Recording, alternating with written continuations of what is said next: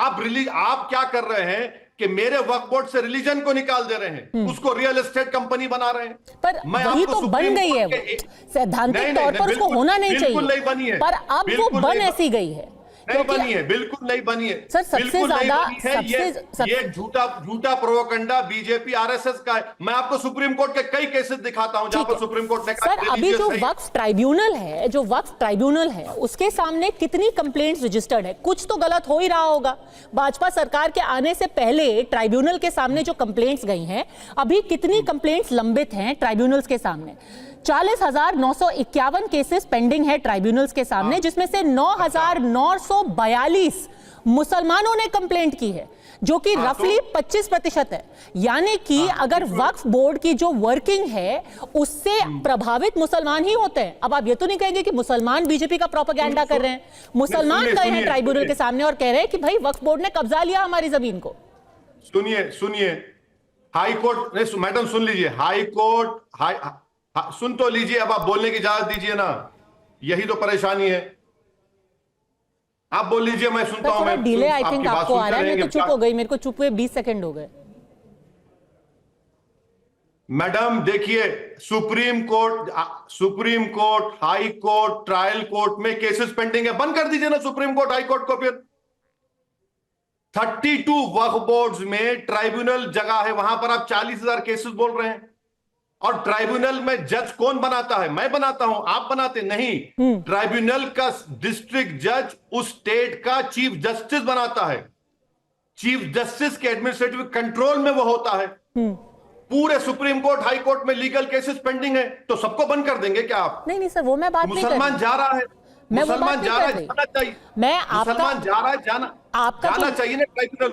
आपने जो कहा था कि क्या वक्फ बोर्ड रियल एस्टेट कंपनी बन गया है, अब बन चुका है, और इसीलिए लोग जाकर के वक्फ बोर्ड के खिलाफ, आप झूठ बोल रहे हैं। लोग जो कंप्लेंट कर रहे हैं वो वक्फ बोर्ड के कामकाज के खिलाफ ही कर रहे हैं ना। आप झूठ बोल रहे हैं, मैं आपको बता रहा हूं क्यों झूठ बोल रहे हैं। मैं बताता हूं, जो ट्राइब्यूनल के सामने कंप्लेंट गई है वो क्या है, मैं आपको पढ़ करके एक एक करके एग्जाम्पल दे सकती हूँ। झूठ बोल रहे हैं आप, बिल्कुल। मैं आपको बता रहा हूं, आप कौन से एग्जांपल दे रहे हैं बता रहा हूं मैं आपको। आप कौन सा एग्जांपल दे रहे हैं बताता हूं मैं आपको। आप एग्जांपल दे रहे हैं तमिलनाडु का, हाँ, आप एग्जांपल दे रहे हैं कर्नाटका का। मैडम 5.5 लाख एकड़ में आप 10 से बढ़कर एग्जांपल्स नहीं दे सकते, बोल रहा हूं मैं आपको। नहीं पर सर, कर्नाटका का तो कुछ आपने, क्योंकि कर्नाटका का जिक्र किया, कर्नाटका में जो वक्फ का कामकाज था उसमें कुछ तो प्रॉब्लम रही होगी ना, कि आज चीफ मिनिस्टर ने कहा है किसानों को जो नोटिस दिए गए हैं उनको आप रद्द कर दीजिए। अगर सब कुछ बाय द बुक था तो वो नोटिस रद्द क्यों किए गए हैं? कुछ तो गड़बड़ है वहां पे।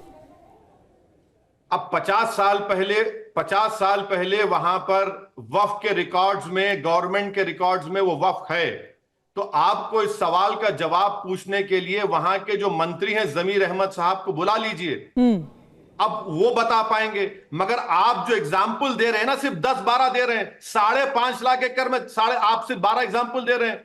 वक्फ बोर्ड मुसलमानों का एक रिलीजियस फंक्शन अदा करता है। अब बताइए, इमाम 5.5 एकड़ नहीं है जो अभी का डेटा है, उसके हिसाब से कौन होगा, उसके हिसाब से वक्फ औलाद क्या का मतलब क्या है? सर, वक्फ बोर्ड के कंट्रोल में 8.7 लाख प्रॉपर्टीज हैं हमारे देश में, और कुल मिलाकर के 9.4 लाख एकड़ पे उनका कब्जा है। सिर्फ 15 एकड़ 20 एकड़ नहीं है, 9.4 लाख एकड़ जमीन इस वक्त वक्फ के पास है। और ठीक है, लोगों ने अपनी मर्जी से वक्फ को दिया है, वो एक बात है, पर कंप्लेंट्स ये हैं कि लोगों की जमीन पर कब्जा किया जा रहा है, मंदिरों पे कब्जा किया जा रहा है, खेतों पे कब्जा किया जा रहा है, यहां तक कि मुसलमानों की जमीन पर भी कब्जा किया जा रहा है। जैसे मैंने आपको बताया, 9,000 कंप्लेंट्स तो मुसलमानों ने की है कि हमारी जमीन वक्फ ने ले ली। तो ये तो रियल एस्टेट ही बन गया ना, रियल एस्टेट कंपनी। मैडम आप देखिए, आप पहले तो आपकी आवाज कट रही है, पहले तो आपकी आवाज कट के आ रही है।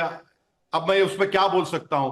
आप 9.5 लाख एकड़ कह रहे हैं। मैं आपसे पहले कह चुका हूं कि आप देख लीजिए, तमिलनाडु, तेलंगाना, आंध्रा, ओडिशा के 11 एंडोमेंट को मिलाए तो 9 लाख एकड़ हैं। आप जितने भी एग्जाम्पल दे रहे हैं, सिर्फ 12 से 13 से बढ़ के एग्जाम्पल नहीं दे पा रहे हैं। आप बार बार कह रहे हैं कि ट्राइब्यूनल में केस जाएगा। ट्राइब्यूनल किस लिए बनाया गया है? हलवाई की दुकान है ट्राइब्यूनल के, वहां पर मिठाई बांटी जाए फातिया करके। जिस किसी को प्रॉब्लम होगा जाएगा ट्राइब्यूनल को। आर्टिकल 23 के तहत ट्राइब्यूनल बनाया गया है, तो ट्राइब्यूनल के पास नहीं जाएगा तो क्या होगा? ट्राइब्यूनल बनाया गया है, सुप्रीम कोर्ट, हाई कोर्ट में लाखों केसेस पेंडिंग है। आप वहां पर बोलते हैं कि बंद कर दो उसको। रियल एस्टेट कंपनी कैसे बन गई वक्फ बोर्ड? वक्फ बोर्ड आपको आर्टिकल 26 पढ़िए, 95 का एक्ट पढ़िए, 54 का एक्ट पढ़िए। It is a purely religious body for the maintenance of the Waqf properties, जिसका मालिक अल्लाह है। आप ऐसा बिल ला रहे हैं कि वक्फ को ही खत्म करना चाह रहे हैं। अच्छा, करप्शन की बात आप करते हैं। नरेंद्र मोदी इस प्रपोज बिल में क्या कर रहे हैं? अगर कोई वक्फ की प्रॉपर्टी को इलीगल तरीके से बेचता है या उसको एलिनेट करता है, 95 के एक्ट में 2 years रिगरस इंप्रिजनमेंट है, नॉन बेलेबल है। नरेंद्र मोदी बोल रहे बेटा फिक्र मत करो, वो बेलेबल है, 6 महीने की सजा काट लो। कौन कर रहा है बताइए? आप कलेक्टर को पावर दे रहे हैं। कलेक्टर, सुप्रीम कोर्ट के एक नहीं कई जजमेंट जो कहते हैं कलेक्टर कैनॉट बेस्टो टाइटल, आप कलेक्टर को पावर दे रहे हैं।